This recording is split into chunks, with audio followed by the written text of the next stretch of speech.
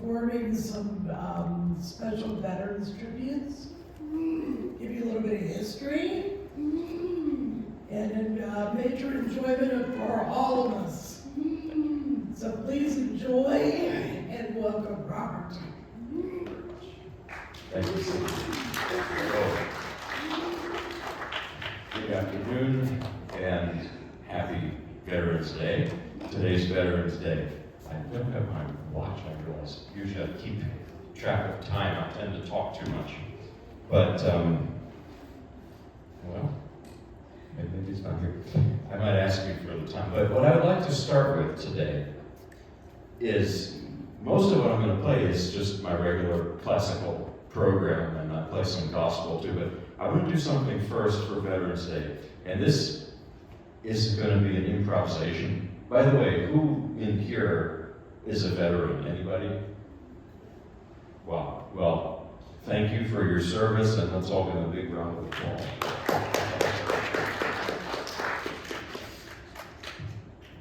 And what I want to do in tribute to all of you and to everyone who's served, all the veterans, is I want to do an improvisation, and then it's an improvisation on all of the theme songs for the branches of the military. And this is the sort of thing that classical musicians used to do a lot of, improvisation. 200 years ago, we stopped. Now jazz players took over that role, but in the old days, Beethoven, Liszt, they all improvised, and they would improvise on popular themes, on serious music, on light music. And so I'm going to pretty much improvise sort of an introduction is what it's going to be, where you're going to hear little snippets of the themes. And then I'm going to just play the themes, the Army, the Marines, the Navy, the Air Force, and the Coast Guard. All of them towards the end. You'll recognize when that comes. But in the beginning, it's going to be this kind of free improvisation with little snippets of the theme. So let's start with that for Veterans Day. On the bottom. Thanks. As you said that, I thought it was something.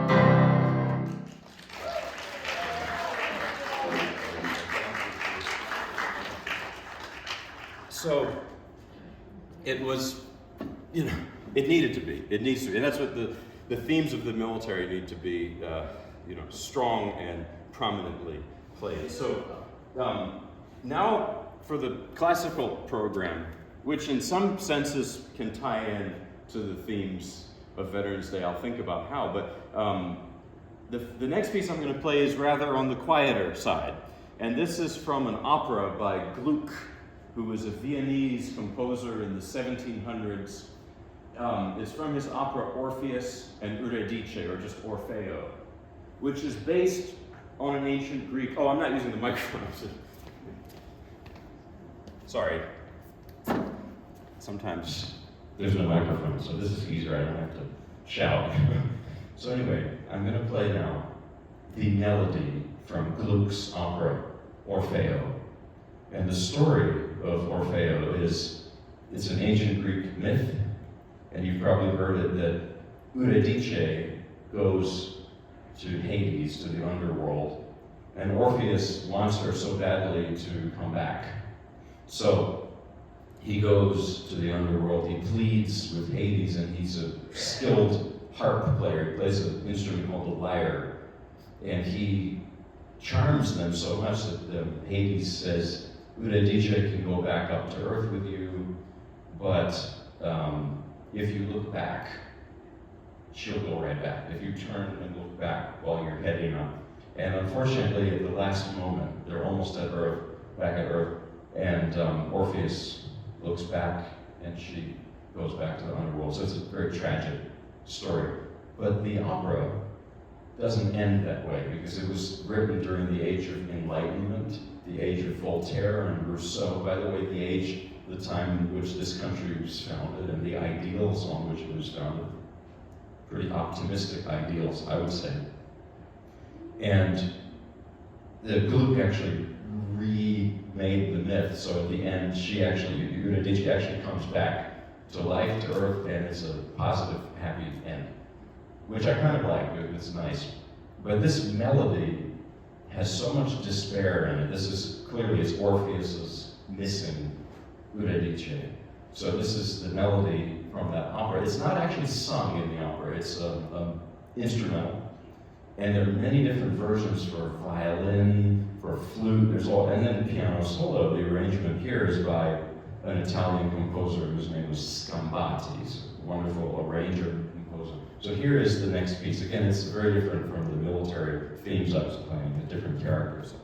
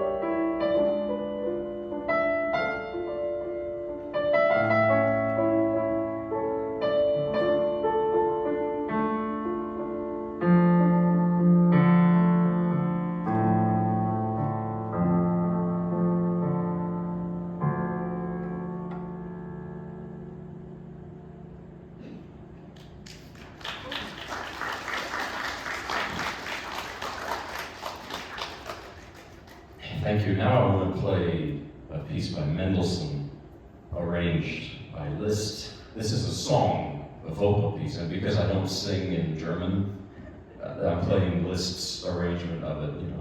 Even if I did, you wouldn't want to hear it.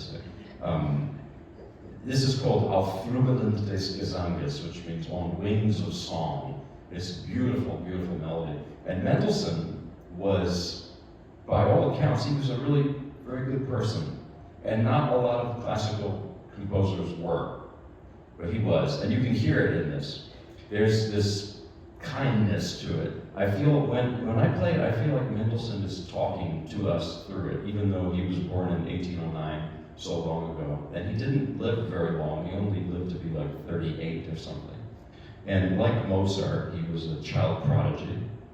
In the true sense of that word, a real child prodigy is not just skill at the instrument at an early age, it's also that they can move you. That, in other words, if you were to hear Yehudi Menuhin, the violinist, play when he was 11 years old or younger, he might make you cry because he had maturity beyond his years. It wasn't just a technique thing, it was a soul thing. That was Mendelssohn. And I'll tell you a story about his personality. It was Liszt who was born a little later, a couple of years later, but Liszt popularized the idea of playing from memory. And after Liszt, everyone does that.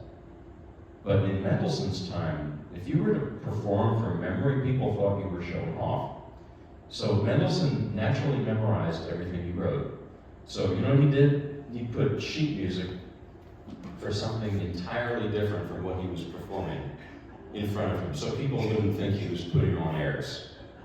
That's the kind of person he was. So here is the On Wings of Song by Mendelssohn, arranged by Liszt. The goal of Liszt here, or Liszt's goal rather, is to make the piano sing, sound like a voice. And that's what I like about it. I play arrangements, in a lot of arrangements, because with an arrangement you can pretend to be not a pianist. I can pretend to be something that I'm not, and I love doing that. So here it is.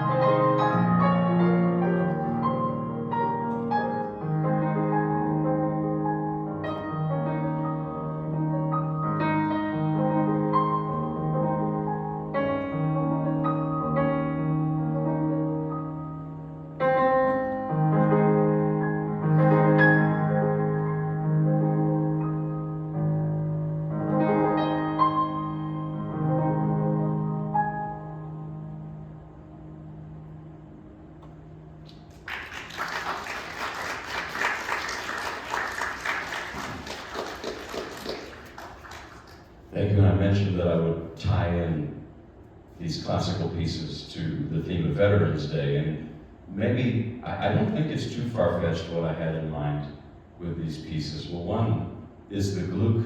I think I sort of said that he wrote that around the time, maybe slightly before the American Revolution happened.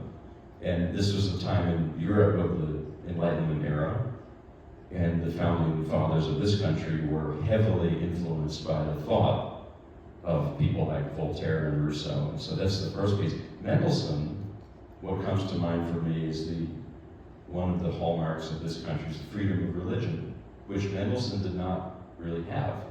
He was born into a prominent Jewish family in Hamburg. His grandfather, Moses, was a Talmud scholar and a well-known philosopher. But Mendelssohn ended up converting due to the anti-Semitism of that time and place. You know, he was born in, I mentioned Hamburg, he ended up living in Leipzig. So, you know, but that's something that, you know, we maybe sometimes take for granted in this country, that you don't have to worry about those things. Now, the next piece is another arrangement. I'm going to play one of Robert Schumann's arrangements of Paganini. And I think Paganini, oh, and by the way, I just, you know, in making these connections here with American culture, and, you know, there's this quote that I love very much, Winston Churchill said during the Second World War. And I think they were talking about saving some paintings from the Blitz. And somebody asked him, why are you so caring so much about this?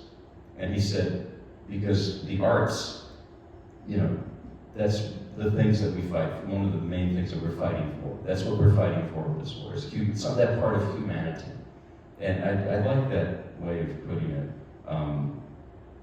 Paganini, by all accounts, he was a violinist, born in Tuscany in the late 1700s, lived into the 1800s. He was something of a rock star-like character. And don't you think there's something that, to me, that fierce independence and maverick quality is something that's very American. And that's in the spirit of the American, you know, culture. And I love that.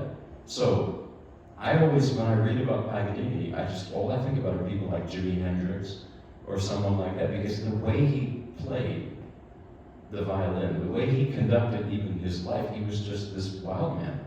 And he was very controversial for that reason, but the Romantics adored him, including Robert Schumann, who I'm going to, you know, play his arrangement of Paganini. So this piece is all over the place. It's over the top. Partially because, you know, the original Paganini violin piece is that way, but also Schumann himself. Schumann suffered from bipolar disorder, and unfortunately at that time they didn't have the kind of treatments they have available now. And he had a very difficult life, Robert Schumann. And he was also a writer and created literary characters for the two sides of his personality. So for the manic side, which is this piece I'm going to play, he named the character Florestan. For the depressive side of his personality, he created a character named Eusebius. My grandmother, who was a big music lover, I was playing some Schumann for her when I was younger. And I remember what she told me. She said, he's all over the place. And I said, yeah, that's the Florestan character. And that's in this Paganini arrangement as well. So here's the G minor study of Paganini by Robert Schumann. It's another arrangement of sorts. So here it is. Oh, there we go. The tone says it's bright, which is not bad, but I put it to normal, so it's maybe not so, you know, sharp, the sound. Here it is.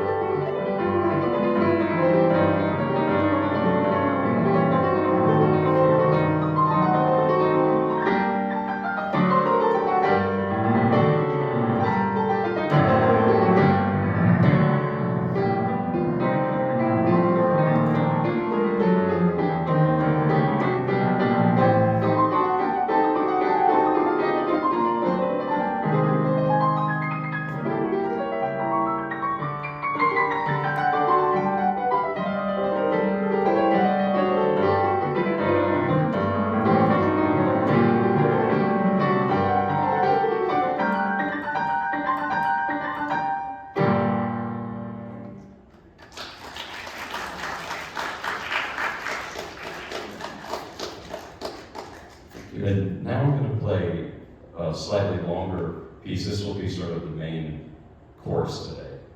Brahms, Paganini Variations, Book 2. If you wouldn't mind, what's the time? I just want to make sure. I have to leave by 5. Oh, thank you. Okay, thanks. I just don't want to overstay my welcome. Oh, is that okay? Okay. Oh, thanks. Thank you. Okay, I'll keep it safe right here. Okay, so Brahms knew the Schumanns very well. We just heard Schumann. That Brahms actually, as a young man, showed up at the Schumann's home in Dusseldorf, looking for some musical direction, advice, and they adopted him, practically. He ended up living there. And unfortunately, around this time, Robert Schumann's mental and physical health took a turn for the worse. And he was institutionalized, and he died at a pretty young age, like 47 or something. It's horrible. The young Brahms was assisting the family through all this. And there's this, it's kind of a rumor that there was a love triangle between the young Brahms, Clara Schumann, herself a great musician, and Robert Schumann. There was even a movie in the 1940s with Katharine Hepburn playing Clara Schumann. I haven't seen it yet, but what I was reading, some historians, they said it was probably not the case that this happened. It's just similarly the story of Mozart and Salieri in the movie Amadeus. It's a great movie, but historically completely not true. They hardly knew each other in reality. And also in reality, Salieri was a great composer. And it's probably the same with this situation. I don't mean to play the part of People magazine, but Brahms and Clara Schumann, they had a very deep connection. They wrote these letters to each other throughout their lives, the rest of their lives.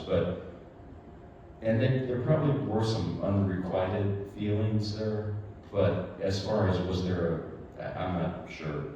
Probably not. That's what I've been reading. And, Brahms I view him as a prickly pear. His personality was, he was not necessarily easy to get to know him, but once you did, he had great warmth. His music is like that too, this piece. This is based on the Paganini 24th Caprice by Paganini, which is a famous theme, and then Brahms makes it his own over the course of these variations. I'm just going to play this. There's 2 books, and I'm playing book 2 today. He wrote these originally as finger exercises. I call them sadistic finger torture because it's difficult. I had to go to the orthopedist over the summer because not this part, but book 1 was causing a pain in one of my fingers. And the doctor said, "What's causing your pain here?" And I said, "Brahms." But luckily I fixed that issue. But the most important thing is, even though he wrote these as finger exercises, he felt that they were musically, deeper than that, and turned it into this concert piece. And what strikes me the most is, it's difficult for the fingers, but there's so much soul in this, and there's so much melancholy, and that's Brahms is a paradox. He can be very serious, but also a little bit whimsical at the same time. He ended up living in Vienna, and he, like Mendelssohn, was from Hamburg. Hamburg is a northern city, very cold, very rainy, and the character, I've read that the character of people in Hamburg is they don't wear their hearts on their sleeves.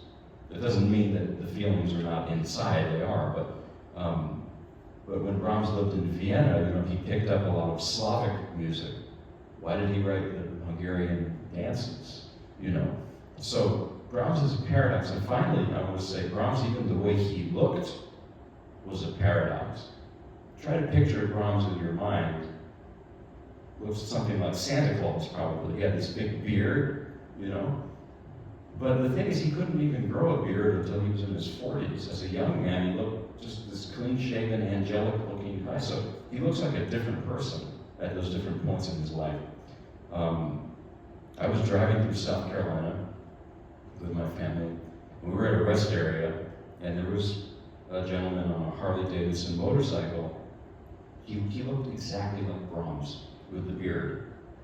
And I said to my wife, I'm going to go tell him this is just incredible. And I started, and she grabbed me and said, you might not get the reaction you're expecting, but tell me. But it just struck me so much that this gentleman looked like him.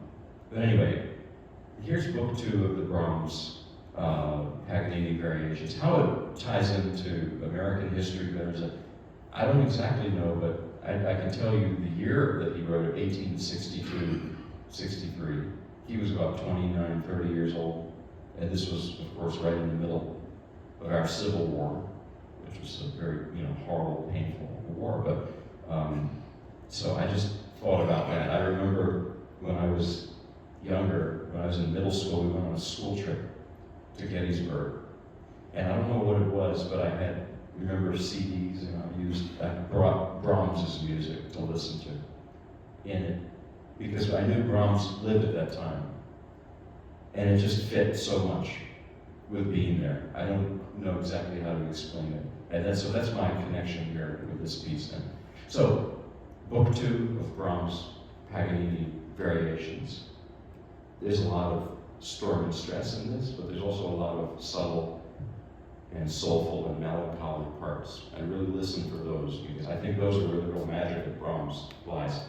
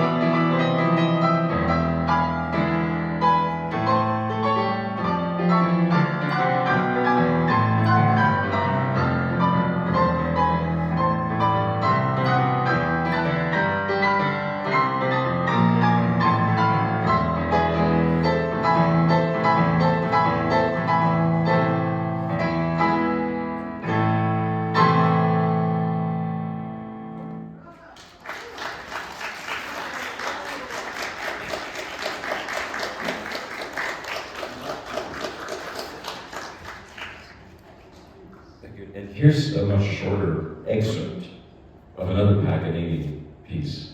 This is the 18th variation from Rachmaninoff's Paganini Rhapsody. And it's based on the same theme, but in this variation, what Rachmaninoff does is if you take the sheet music to that and you turn it upside down, yeah, you get this. I'm serious. That's what it is. That's how he came up with it. And, you know, many composers around in the 20th century, they left Europe and they came to the US. Again, I'm thinking about the subject of Veterans Day.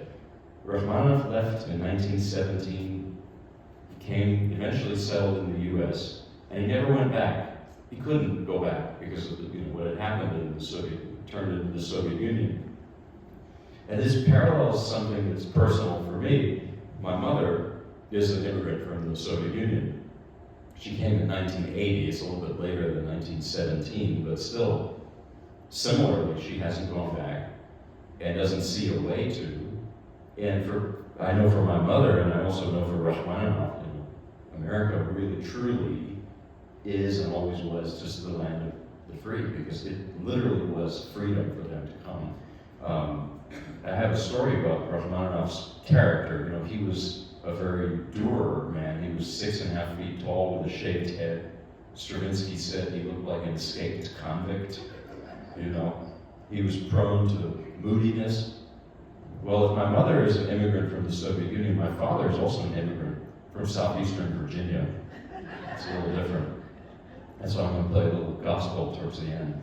Now, my father's father, my grandfather, was in dental school in Richmond, Virginia in the 1930s, and he was a big classical music lover always. And he was ushering for a concert series in Richmond, and they had a recital with Sergei Rachmaninoff. Like, can you imagine to just go to a concert and hear Rachmaninoff? Nowadays, you're stuck with, I don't know, people like me, but if you go back then, I just can't imagine. And actually, I tell people this, I have a personal connection to Rachmaninoff because Rachmaninoff spoke to my grandfather. You know what he said? Well, my grandfather was the usher. He was guarding the door that the boss said to not let anyone go through. So the door was someone trying to open it. My grandfather pushed back. And then again, and then again, and then wham, 6.5 foot tall Rachmaninoff spoke to my grandfather. It was him. He said, "Get out of my way." That's it. So I have a personal connection with the great composer. He spoke to my grandfather. This piece is so nostalgic. To me, it's a dream of returning home. Rachmaninoff wrote it in the 30s. By this point, his style had become a very American influence. He loved Gershwin. He loved Art Tatum. He picked up the influence of jazz. But in this piece, it's a throwback to his earlier style. And again, I view it as a dream of returning home. And even if you're not from a place like the Soviet Union, even if you grew up 2 streets away, we all have dreams of returning home. Because I really come to think that home is a time, not a place, or at least the home we grew up in. So we can all relate to this. There's that novel by Thomas Wolfe, North Carolina novelist, You Can't Go Home Again. And I think that's what Rachmaninoff was all about. Now, it's not to say he didn't love America, he did, but he also missed where he came from. I think that's another theme of America is loving your country, but also honoring where your ancestors came from or where you came from before. So anyway, here's the 18th variation of Rachmaninoff's Paganini Rhapsody. You may have heard this in some movies. There are some movies that use this. Even Groundhog Day, I think, uses this. Somebody pointed that out to me, and I thought that was great. So here it is. Oops.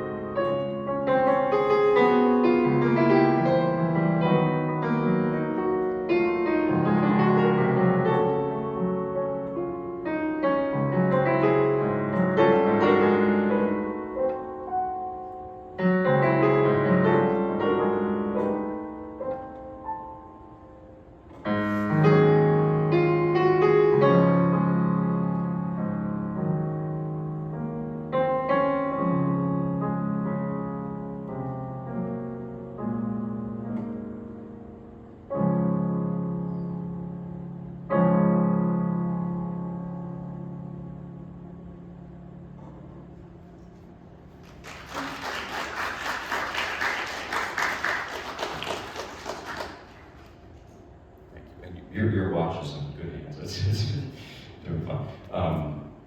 A couple more short things I want to play. Now this is a Russian folk song. It's not really classical music. And I wanted to play it today. It sort of fits more with the theme of Memorial Day, but I thought I would share it anyway because it's honoring soldiers. And in the Second World War in Russia, in the Soviet Union, every family lost at least one person in that war, including my mother's side of the family. There was a cousin. We have this photo in my parents' home there. He died at the front in the beginning of the Second World War. So the text was written by a Dagestani poet whose name I just cannot remember and pronounce, I'm sorry. But this poet, this was after World War II, he went to Hiroshima and he read a story of a young girl who had gotten leukemia from it. And according to Japanese tradition, if you make 100 origami cranes, the bird, cranes, you might survive. And she did, but she did not survive. She made it, And so the text of the poem is, he's looking up at the sky. He says, sometimes I see flocks of cranes in the sky, and I imagine that those are the souls of departed soldiers. And there's a space there in between the birds, and I imagine that space is reserved for me one day, because the poet was, of course, a veteran of the Second World War. And I think, that's just such a powerful theme and image. And the music was written by Jan Frenkel, a popular Soviet-era composer, and he wrote it for his friend Mark Burness, who was a great singer. And Mark Burness was so moved by it because he himself was very ill. This was in the 1960s. He recorded it, and unfortunately he died a week later. So I'm going to just play this. It's a very sad song, and I'm going to play something more happy and uplifting because I'd like us to, lead that way. So here's Cranes by Jan Frenkel, Russian folk song.